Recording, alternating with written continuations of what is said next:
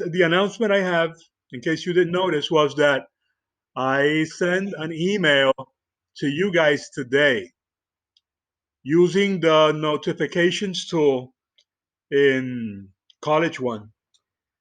And basically, what I'm giving you are instructions on how you will be sending work to me from now on. It is very important that you follow those instructions to a T for you to be able to have your grade, your work counted for a grade. If you do not do so, you're putting your work in jeopardy. Okay, so what you will be doing is you'll be uploading your work through the notification. I'm sorry, not notifications, through the LMS tool in College One, and you'll do that beginning tomorrow. Some of you have still been sending work to my email, even though I've been telling you not to do so for the last 3.5 weeks. No work that you send that is assessment to my email will be counted as received. You will have to upload it using the uploading tool in the LMS. Well, you will upload it one by one, not all at once, but one by one. I am going to be reactivating the old classes, the lessons that already expired. I will reactivate them so you guys can go in and upload each assessment to its corresponding lesson. Is that clear, sir? Does anybody have any other question? Beginning, beginning when? Exactly, because okay, if you try today, you will not be able to. How much time will you have? I'm giving you time like crazy, more time than you really need. I'm going to give you until Monday. It is something that you should have no problem doing tomorrow, but I'll give you until Monday to do it. By then, the lessons that were reactivated will deactivate again, will expire, and you will not have the opportunity to upload them. What I have done is I have automated the process. It's going to be automatic. You're just going to upload the work, and the platform will register it and assign a score to it. If you don't do it that way, you will not get credit for your work. There is something that you will send to my email always, and that will be the portfolio work. There's a difference between the portfolio work and the regular assessment that we have on a daily basis. The assessments that we call reshoots are something you will be doing in your notebook if we were taking class in the classroom. That's what you will be sending to me to the LMS. Now, the portfolio work is something that you send occasionally. How many portfolio activities have we had so far? I think like 3 or 4, something like that. Not more than that. Those you will send to my email, and only that. So it's very important that you don't mix them and confuse them, because they are two different grades, they are two different things, and they should, under no circumstances, be mixed or combined. Uh, you have any question? Okay. So it's all clear, right? What are you sending to the LMS? And what are you sending to my email? Okay, well, fantastic. Okay, so you understood the instruction. Beginning tomorrow, you will send everything since we began. So you're probably wondering, what about all that stuff that we sent you already? Oh, you're going to resend it again to the places that I told you. How many of you checked out your email already with where you could see those instructions?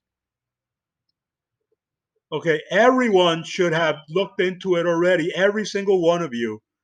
Okay, so it's important that you look at your correspondence. Okay, so guys, I will not take more of your time because I think I'm being clear. You guys have made that absolutely clear to me, and I'm very happy. I'm very happy that you guys understood the instruction. Yes, sir. Go ahead. Well, portfolio work, whatever it is, because portfolio work can be an essay, it can be a diagram. If it's portfolio, You will send it to my email. If it is not portfolio, if it's a reshoot, which is the daily work, that will be uploaded to the LMS. All right? Okay? Okay, all right. Then good. Okay. We continue exploring photographic exposure, and we have been saying many, many things about photographic exposure. And exposure, we already stated, involves managing light and creating specific light designs that will help us communicate whatever it is that we want to communicate,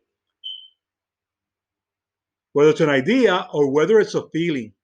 And depending on the type of story that you're telling, if it's a romantic comedy, if it's a crime story, if it's action adventure, if it's horror, well, each genre has its own lighting design. The type of lighting that you see in a comedy is not the same type of lighting that you see in a horror movie. It's different.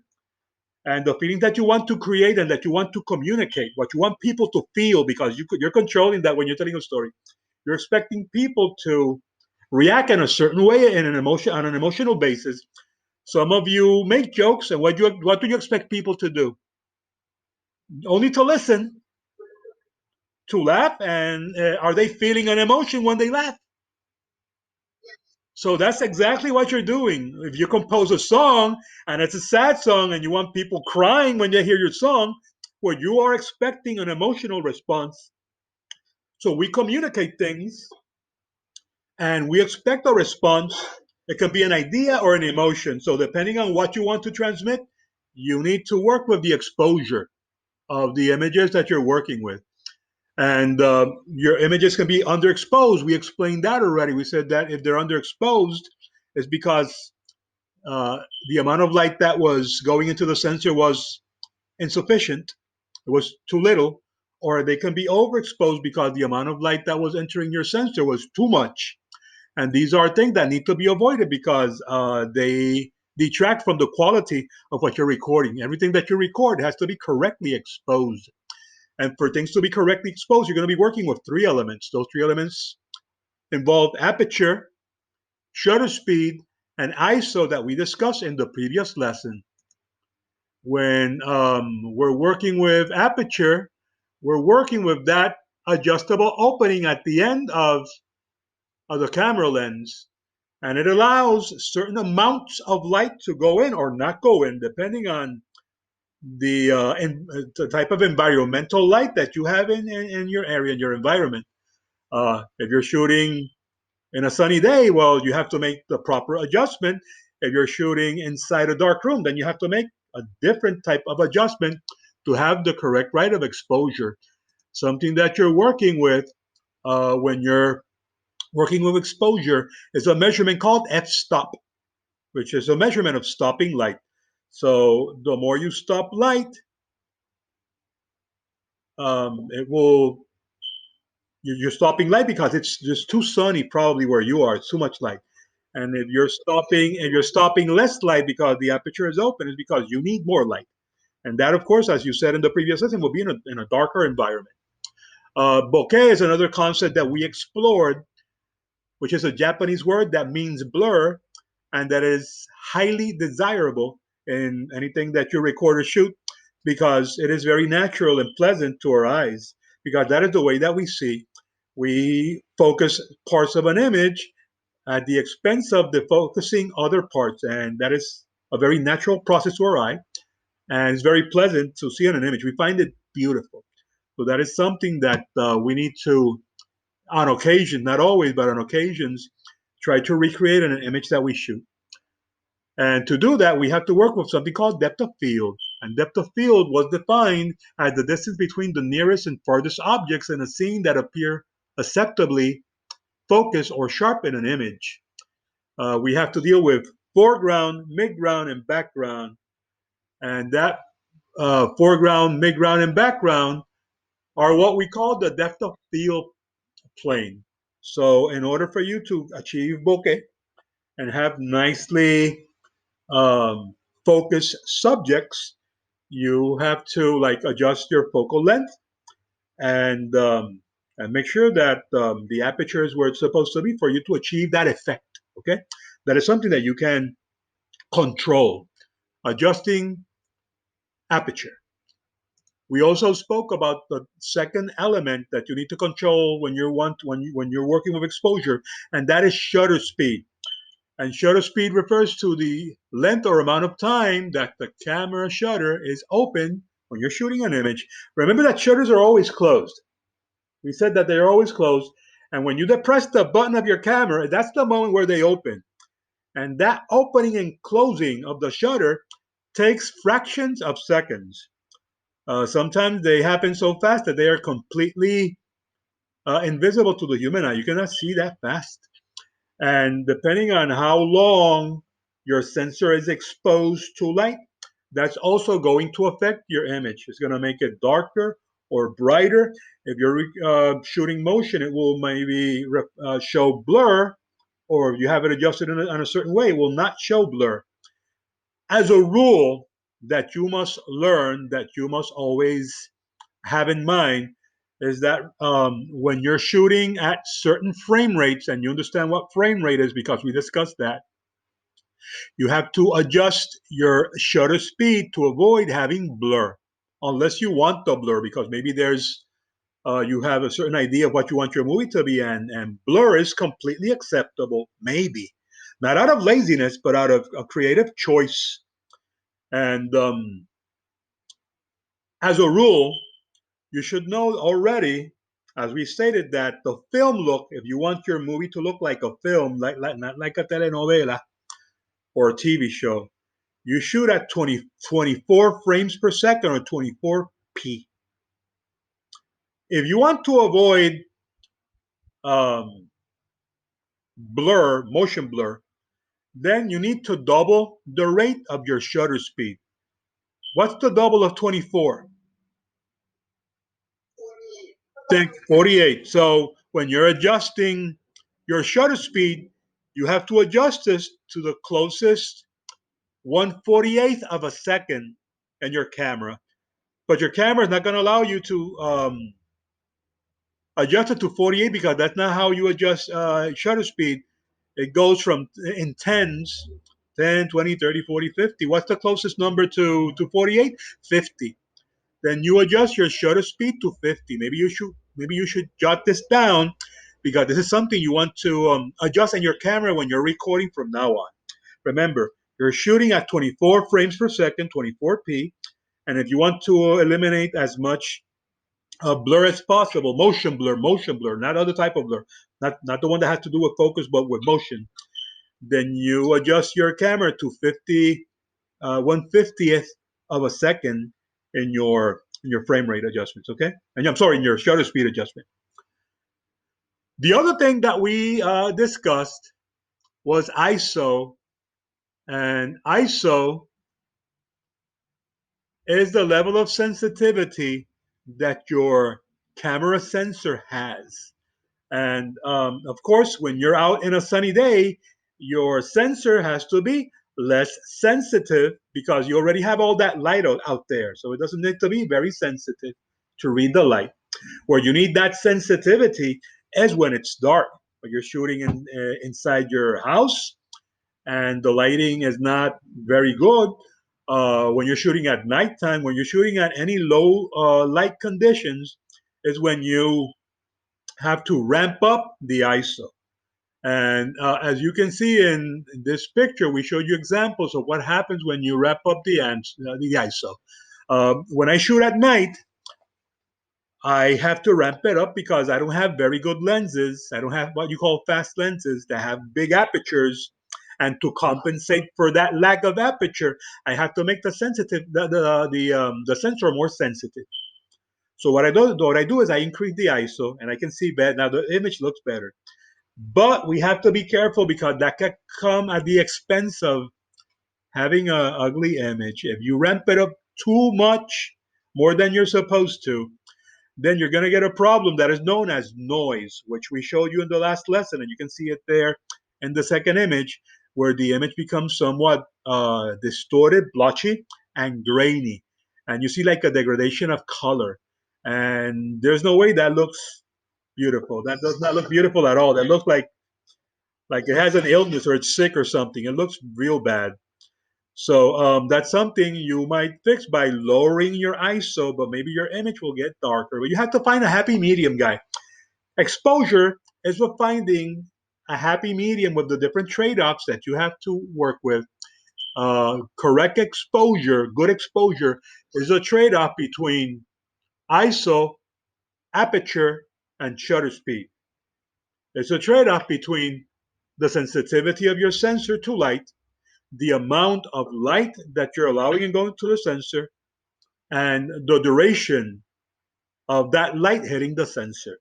The trade-off between those three things will give you good exposure. But again, as I said last time, you don't learn to swim by sitting down. You have to swim to learn how to swim.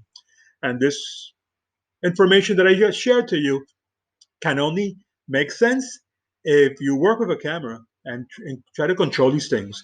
That's why I'm asking you to start working with cameras. Question.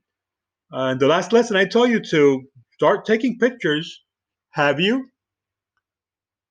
You can take a picture of a lagartijo if you want to.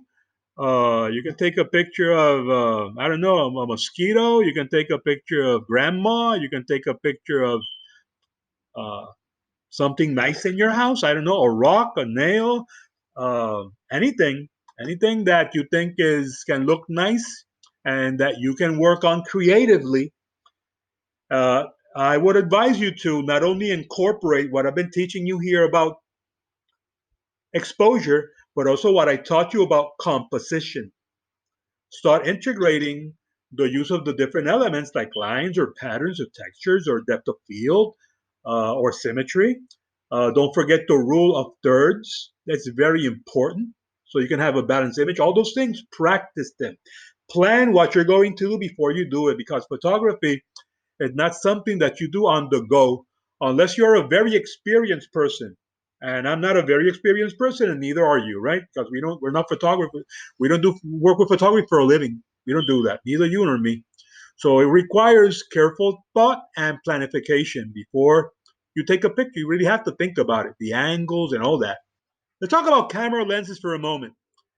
I've been talking about lenses, and we'll have an entire lesson dedicated to lenses. But it's important that before we get to that lesson, that I mention a few things just to get your foot on the door. You need to know that not all lenses are the same. You can divide lenses into two types. The first kind of lens is what we call prime lenses. Prime lenses that are prime are lenses that have only one focal length. Depending on the amount of millimeters, is the distance at what you can be from your subject. And if you want to get a closer look and have a better picture, that means that you're going to either have to get uh, you're going to have to move. You're going to have to get closer to the subject of your of the image that you're going to record, and that's a hassle. That can be problematic if you're one of these nature photographers from National Geographic. Have you seen? You know, there's a magazine called National Geographic, right? There's also a channel, and I don't know if you have the chance to watch the magazine, but the pictures are gorgeous. I cannot think of more beautiful photographs in a magazine than in that magazine. They are awesome, crazy, beautiful, exquisite. They are works of art. I cannot tell you that I've ever seen an ugly picture in a National Geographic magazine. They can be showing you a picture of a slum. They can be showing you a picture of a trash can, and it's a beautiful picture. Photographers, some of them go to jungles to take pictures of animals like tigers and things like that. Well, imagine if you have prime lenses and you want to take a picture of a tiger and it's too far away. What are you going to have to do? If the tiger is too far away, guess what? You have to get closer. Yeah. Do you like the idea? No, it's not. Neither do I. Neither do I. But that's what they have to do if you have a prime lens, right? So, but not with a zoom lens. That's the other type of lens that you have. A zoom lens is a lens that gives you a different range, a variety of focal lengths.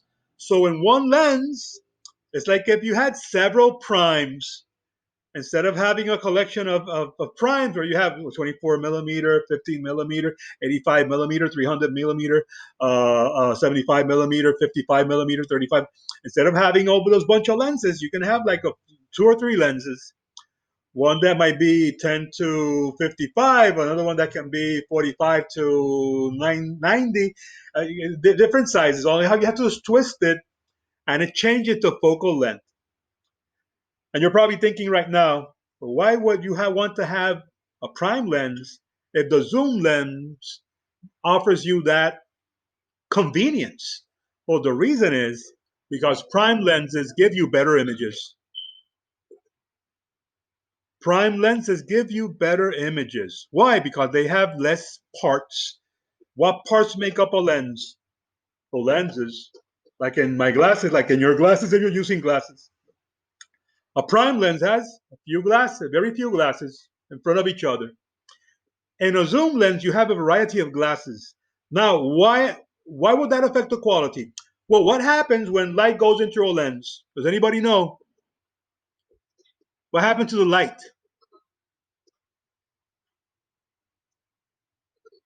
Yeah, what happens to the light? Light is going through the lens. If you use glasses, light goes into the lens before it goes into your eye. So, what happens to the light when it goes to the lens? No, if it reflects, that means it bounces. That's what reflect means. It bounces off. I don't want that light bouncing off. The light goes in. I need it to go into my eye, not bounce off my eye. The light bends. The lenses bend the light. That's what happens. It bends the light and it sends it into my eye the proper way so I can see better. That's why I can see better with glasses. But if you have too many lenses, light is being bended too many times. Does that affect the quality of the lens of the light going into the sensor? Yes. Yes. That's why a prime lens will give you a better, more beautiful image than a zoom lens. Are you seeing? And prime lenses are much more expensive. They are very, very, very expensive. They can cost thousands and thousands of dollars. While zoom lens can cost you hundreds, they're very cheap. So they offer you the convenience of not having to get closer to the tiger. But the image is not going to be as good. Did you understand that, guys? So if you are looking for quality, do you buy zoom or prime? If you want convenience of having many focal ranges and only one lens, do you go prime or zoom? Zoom. Okay. All right, guys, you got it then. Let's talk about color. You know that we spoke about color. We said that color is super important. They can affect the mood of a person. You have to be careful of the use of colors because you don't want your images you don't want colors in your images distracting from the focal points. Remember the rule of thirds where your eyesight goes to specific places, so you have to be very careful that you don't put color because some colors can be very attractive and distracting too. Very bright colors can call the attention. If you don't call it to the focal point, then it can create problems in the image that you are recording. Some colors have all the colors impact your mood. Some colors can make you feel relaxed, like blues and greens, and some colors can make you feel like super active, like reds and yellows. So they can affect the way that you feel. Keep that in mind. When you're shooting a movie, you don't want it. You don't want to have a rainbow. You have to choose a palette. The colors that you want to emphasize, the specific colors that you want to use to emphasize or communicate something in the movie. You know what a palette is, right? A color palette. Like when your mommy wants to paint the house and she tells daddy, let's go to Home Depot because I want to paint the house. And they go to the paint section and in the wall they have like a chart with different colors. And your mom goes through it and she tells her husband, come here. This is what I want. And your daddy buys like 4 or 3 different kinds of colors of paint. And then they paint the house and it looks real nice because all the colors like coordinate and match and they look like nice together. You do the same thing with a movie. That's why you have to choose a color palette because you don't want your house looking like I don't know, the Teletubbies. Unless you're shooting a Teletubbies movie, right? I hope not. I hope you don't. Okay. Here's another color palette. It's very different from the first one that you saw. The other one was brighter. This one is more muted. The colors are more desaturated. So depending on what the look that you're going for, the feelings that you want to transmit, and the ideas that you want to transmit, you're going to choose a specific color scheme. You have to do this, and you have to plan this before you shoot your movie. And white balancing has to do with adjusting, and some cameras have that. Not every camera has it, but white balancing is something that you do to avoid color cast. I don't know how many of you have had the misfortune of shooting a picture out there in a bright day, and you were wearing a white shirt, and then when you look at the photo, your shirt looks slightly blue instead of white. And you, why does it look blue? It's white. Or you're shooting at night, you're in your house, and mommy was wearing a white dress, and you took a picture of her, and the dress looks yellowish instead of white. Why does that happen? Well, because white is reflective, and white can cast off the colors that are in the environment. If you're out there in a sunny day, what color is the sky? So that's why you see the blue. Like in this picture, for example, you can see that the picture is the same picture. One has been white balance and the other one has not been white balance. The first one, they just took the picture and you have color casting. Everything looks bluish. If you took a picture, if you took a picture like this in your house where the light bulbs are yellowish, well, guess what? It's going to look yellowish. And that's something you probably want to avoid. You can do that by adjusting your camera, the white balancing in your camera, or you can do it in post production when you're editing and you can remove the color cast. There are 2 ways of doing that, right? So I just wanted to bring that to your attention. Um, don't forget that now we have an assessment. Do not send it today. You can begin sending everything tomorrow. And yeah, that's everything that we have for you guys today. In our next lesson, we'll be talking about camera support systems. Okay? So you guys have a great afternoon. I'll see you in a couple of days. God bless you.